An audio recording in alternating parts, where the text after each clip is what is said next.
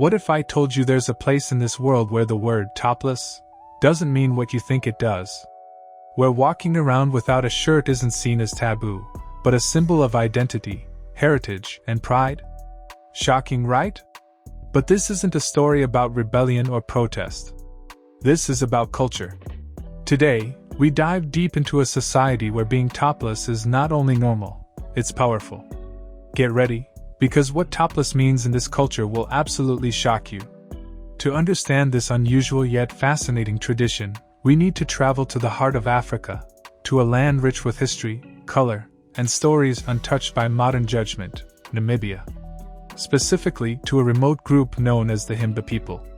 But how did such a practice survive in today's modern world? The Himba are a semi-nomadic tribe known for their red ochre-covered skin, intricate hairstyles, and minimal clothing. For them, going topless isn't a fashion statement or a political act, it's simply life. A way of living that stretches back centuries. You see, in Himba society, the female body is not something to be hidden or sexualized.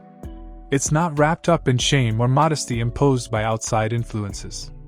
Instead, it's celebrated as a natural, beautiful part of existence. Their topless tradition is deeply connected to climate, practicality, and ancestral values. But let's go even deeper. Himba women apply a red paste called a dyes to their skin and hair. This is more than a beauty routine. The paste protects them from the harsh desert sun and represents a spiritual bond to the earth.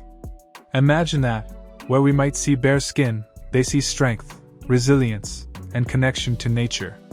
And here's where things take an unexpected turn. While the modern world often links nudity with scandal or indecency, in Himba culture, it's the complete opposite. Clothing is secondary to integrity, character, and tradition. And ironically, the more covered up we become in urban societies, the more we hide behind layers of insecurity, social pressure, and judgment. But how do these traditions survive in the face of globalization? The Himba have faced many challenges: missionaries, colonial rule, and even tourism. Outside influences have tried to change their customs, to convince them to adopt Western standards. Yet they stand firm. In fact, many young Himba choose to stay topless despite having access to Western clothes. Why? Because for them, changing attire would mean losing their identity. This raises an important question: who decides what's acceptable or normal? You might be wondering, how do outsiders react? Interestingly, tourists often visit Himba villages and are initially shocked. But after spending time with the community, something shifts. They start to see the beauty in simplicity, the strength in tradition. And there's something powerful about that. This cultural lens forces us to reevaluate our own assumptions. Why do we feel embarrassed by natural bodies? Why do we associate bare skin with immorality?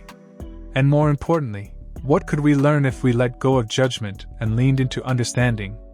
Stick with me, because in the next section, we'll explore a few other cultures where toplessness is embraced for reasons that will blow your mind. Let's fly to the Amazon rainforest. Here, among the Kayapo people in Brazil, women often wear beaded necklaces and body paint instead of tops. But again, this isn't about exposure, it's about expression. The body is their canvas, and each pattern tells a story of age, status, fertility, and tribal lineage. These symbols speak louder than any t-shirt ever could. Or consider the Trobriand Islanders of Papua New Guinea. In their society, nudity isn't shocking, it's routine.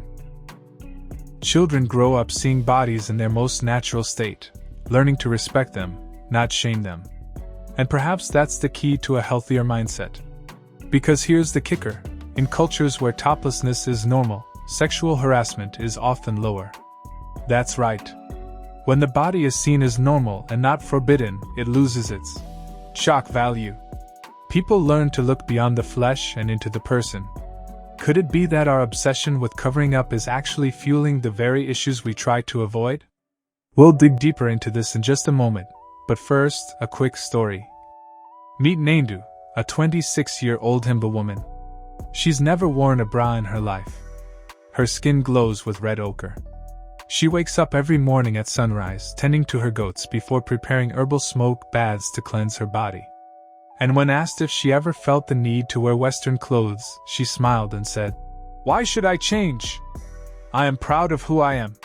That's the essence of what topless means in her culture.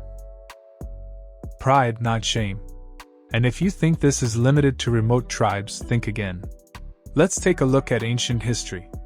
In ancient Egypt, women were often depicted topless in murals and statues. This wasn't seen as provocative, it was divine. The female form was linked to fertility, motherhood, and godliness. Even in Europe, centuries ago, public baths and communal spaces encouraged body positivity and openness. So what changed? Colonialism, Victorian morality, religious influence. Bit by bit, the natural human body became a problem to cover up. But some are pushing back. Today, movements around the world are challenging norms. From Free the Nipple campaigns to indigenous rights protests, people are starting to ask, shouldn't we have the freedom to define decency on our own terms? And that's the heart of it. When toplessness is stripped of shame, it becomes a language. One of power, identity, and authenticity. So, the next time you hear the word topless, think beyond the headlines. Think about the Himba, the Kayapo, the Trobriand Islanders, the ancient Egyptians, all who saw the body not as a sin, but a story. If this video made you see the world a little differently, give it a thumbs up. Subscribe and hit the bell icon, because we've got more eye-opening cultural deep dives coming your way. And drop a comment below. What surprised you most about these traditions? Do you think the modern world should be more accepting of such practices? Let's talk about it. Until next time, stay curious and stay human.